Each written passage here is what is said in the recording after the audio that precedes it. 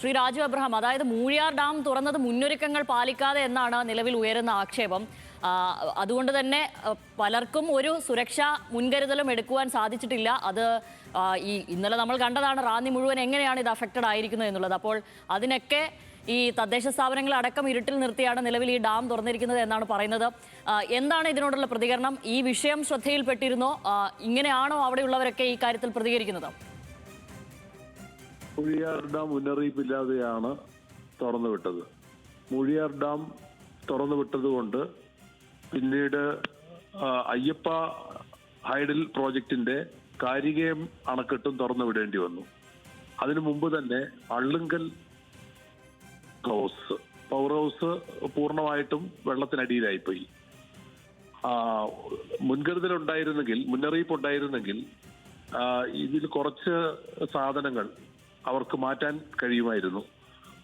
Generator ഉൾപ്പെടെ നഷ്ടപ്പെട്ടു. ലക്ഷങ്ങൾ കോടികളുടെ നഷ്ടമാണ് ഉണ്ടായിരിക്കുന്നത്. അല്ല, അതിലെല്ലാം ഉപരി അതിതീവ്ര മഴയാണ് രാത്രിയിൽ ഉണ്ടായത്. ആ തീവ്ര മഴയുടെ വെള്ളത്തിന്റെ കൂടെയാണ് ഈ 2 അണക്കെട്ടുകളിലെ വെള്ളം റാന്നിയിലേക്ക് എത്തിയത്. ഏറ്റവും വെള്ളപ്പൊക്കം ദുരന്തപൂർണമായത് ഈ അണക്കെട്ടുകൾ തുറന്നു വിട്ടത് കൊണ്ടാണ്.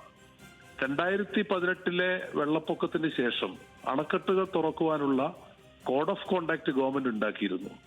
അതുപ്രകാരം എല്ലാവരെയും അറിയിച്ച് അതിനുവേണ്ടി വാട്സപ്പ് ഗ്രൂപ്പ്, സോഷ്യൽ മീഡിയ ഗ്രൂപ്പുകൾ തന്നെ ഉണ്ടാക്കി, ഗവൺമെന്റ് തന്നെ ഉണ്ടാക്കി.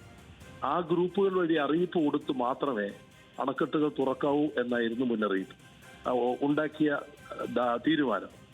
അതുകൂടാതെ ഏത് സന്ദർഭത്തിലും അണക്കെട്ട് തുറക്കുന്നതിന് മുമ്പ് അണക്കെട്ട് തുറന്നത് മൂലം വെള്ളം വരാനിടയാകുന്ന സ്ഥലങ്ങൾ അവിടെയെല്ലാം അനൗൺസ്മെന്റ്, അത് റവന്യൂ വകുപ്പ്, പോലീസ് തുടങ്ങിയ കേന്ദ്രങ്ങളിലെ അനൗൺസ്മെന്റ് നിർബന്ധമായും പണ്ട് മുതലേ പാലിച്ചു വരുന്ന കീഴ്വഴക്കമാണ്.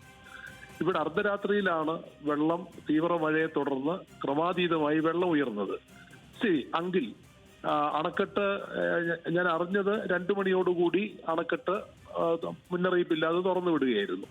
അപ്പൊ അങ്ങനെ ആയിരുന്നുവെങ്കിൽ ആ അണക്കെട്ട് തുറന്നു വിട്ടതിന് ശേഷമാണെങ്കിൽ പോലും നമുക്ക് അനൗൺസ്മെന്റ് ഉണ്ടായിരുന്നെങ്കിൽ കോടികളുടെ നഷ്ടം ഉണ്ടാകത്തില്ലായിരുന്നു.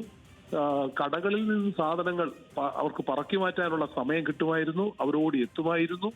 അതുപോലെ തന്നെ വീടുകളിൽ നിന്നും ഉപകരണങ്ങൾ മാറ്റാനുള്ള സമയം അവർക്ക് കിട്ടുമായിരുന്നു. ഇതൊന്നും തന്നെ നടന്നില്ല എന്നുള്ളതാണ് ഈ മുന്നറിയിപ്പില്ലാതെ അണക്കെട്ടുകൾ തുറന്നു വിട്ടത് മൂലം ഉണ്ടായിരിക്കുന്ന പ്രധാനപ്പെട്ട പ്രശ്നം. രണ്ടാമത്തെ പ്രശ്നം, നമ്മുടെ ജില്ലയിൽ റെഡ് അലേർട്ട് ഉണ്ടായിരുന്നില്ല.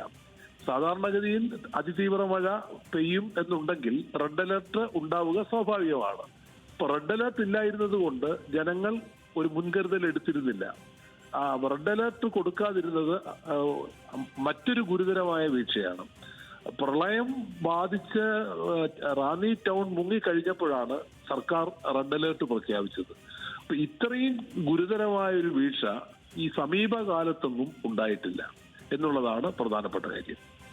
വ്യക്തമാണ് രാജു അബ്രഹാം. ഒരു കാര്യം കൂടെ ഞാൻ ചോദിക്കുകയാണ്. അതായത് നേരത്തെ അവിടെ റാന്നിയിൽ വ്യാപാരികളൊക്കെ വലിയ പ്രക്ഷോഭത്തിലാണ്. അവരൊക്കെ വലിയ വൈകാരികമായി പ്രതികരിക്കുകയാണ്. കാരണം ഈ ഉദ്യോഗസ്ഥരുടെ ഇടപെടൽ, അവർ ഇന്ന് സാധനങ്ങളൊക്കെ നിങ്ങൾ ഇവിടെ നിന്നുള്ള വേസ്റ്റും മറ്റു കാര്യങ്ങളൊക്കെ നീക്കിയില്ലെങ്കിൽ നിങ്ങളുടെ സ്വന്തം പൈസക്ക് ഇതൊക്കെ മാറ്റേണ്ടി വരും എന്നതടക്കമുള്ള ചില നമ്മൾ ഈ ഘട്ടത്തിൽ പ്രതീക്ഷിക്കുന്നത് പോലെയല്ല ഉദ്യോഗസ്ഥർ പെരുമാറുന്നത് തുടങ്ങിയ ആക്ഷേപങ്ങൾ അവിടെ ഉണ്ട്. അതുകൊണ്ട് നാളെ അവരൊക്കെ ഒരു പ്രതിഷേധത്തിനൊക്കെ അവിടെ തയ്യാറെടുക്കുകയാണ്. നേരത്തെ നമ്മുടെ റിപ്പോർട്ടർ വി എസ് അവിടെ നിന്ന് ഈ കാര്യങ്ങൾ റിപ്പോർട്ട് ചെയ്തിരുന്നു.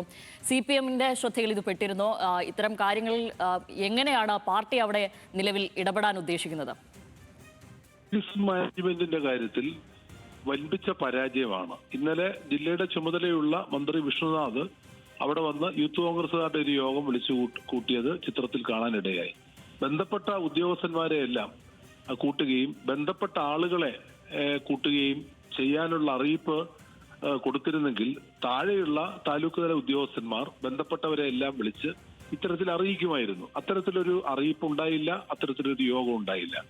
രണ്ടാമത്തെ കാര്യം, ഭക്ഷണ സാധനങ്ങൾ വീടുകളിൽ അടിയന്തരമായി കൊടുക്കേണ്ടതാണ്.